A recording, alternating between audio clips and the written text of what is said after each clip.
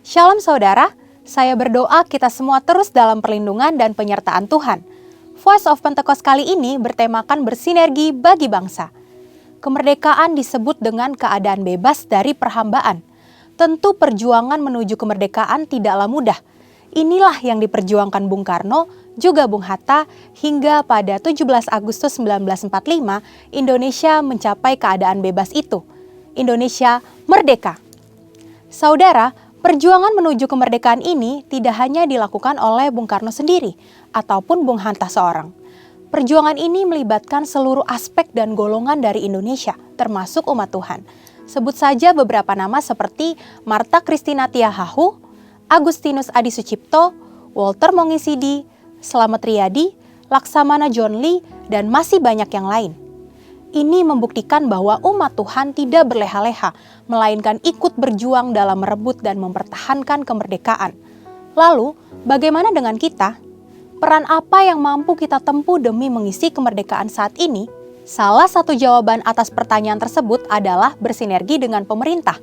Sinergi berasal dari bahasa Yunani, sinergos, yang berarti rekan sekerja.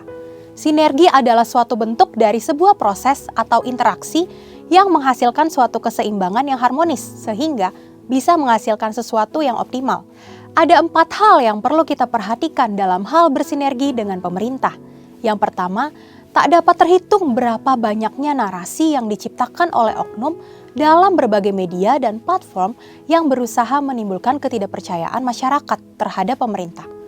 Hoaks-hoaks bermunculan dan banyak masyarakat yang memakan mentah-mentah sehingga menjadi hambatan besar bagi pemerintah untuk bergerak. Belum lagi sikap tidak bertanggung jawab dengan melakukan korupsi yang jelas sekali merugikan masyarakat dan menghambat program pemerintah. Saudara, kita sebagai orang percaya tidak boleh seperti itu, tapi justru harus mampu bersinergi dengan pemerintah, sebab mereka adalah hamba Allah untuk kebaikan kita, dan mereka menginginkan kesejahteraan atas kita. Yang kedua, sebagian dari kita mungkin bertanya, saya hanya seorang pegawai biasa, bagaimana saya dapat bersinergi dengan pemerintah? Siapapun kita, apapun jenis pekerjaan dan usaha kita, semua dapat bersinergi dengan pemerintah dalam mengisi pembangunan. Ada 3 cara yang pasti dapat dilakukan oleh semua orang percaya, yakni berdoa, berdoa, dan berdoa. Dalam 1 Timotius 2 ayat 1-3 dikatakan bahwa kita patut untuk menaikkan permohonan, doa syafaat, dan ucapan syukur bagi raja-raja dan pembesar yang berada di atas kita. Jangan pernah jemu berdoa bagi bangsa dan negara serta pemerintah. Justru di masa pasca pandemi seperti saat inilah kita mendukung dan mendoakan pemerintah dalam memulihkan, menumbuhkan, dan memperkuat ekonomi di negeri kita. Kita sudah lihat dan rasakan Indonesia menjadi salah satu negara kuat secara ekonomi di dunia saat ini.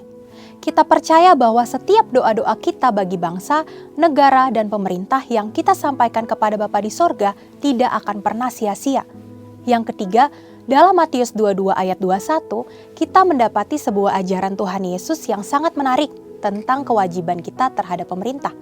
Tuhan katakan, berikanlah kepada kaisar apa yang wajib kamu berikan kepada kaisar, dan kepada Allah apa yang wajib kamu berikan kepada Allah. Tuhan mengajarkan bahwa kita tidak patut bagi umat Tuhan yang taat kepada Tuhan untuk tidak menolong pemerintah. Pemerintah dalam membangun bangsa dan mewujudkan kesejahteraan rakyatnya tentu membutuhkan modal pembangunan dan salah satu sumber pendapatan yang besar adalah pembayaran pajak. Maka dari itu, dengan membayar pajak, kita sedang bersinergi dengan pemerintah. Dan yang terakhir, selain dari pendapatan pajak, modal pembangunan juga diperoleh pemerintah dari investasi. Pemerintah sedang mendorong warga negara Indonesia untuk melakukan investasi. Itu sebabnya sekarang ini kita menemukan banyak sekali aplikasi yang memudahkan masyarakat untuk melakukan investasi, bahkan dengan modal awal yang sangat kecil dan dapat dijangkau oleh semua kalangan. Melalui investasi, kita turut serta membiayai pembangunan di sektor infrastruktur dan industri lainnya. Demikian, investasi dapat dilakukan dengan sederhana, namun memiliki dampak yang sangat luas. Demikian saudara, bagian kita dalam mengisi kemerdekaan bukan lagi dengan bersusah payah melawan penjajah, tetapi dengan bersinergi yang baik antar kita dan pemerintah. Saudara, untuk penjelasan lebih lengkapnya dari tim teologi kami, silakan buka link yang ada di atas atau scan QR Code yang tersedia. Tuhan Yesus memberkati.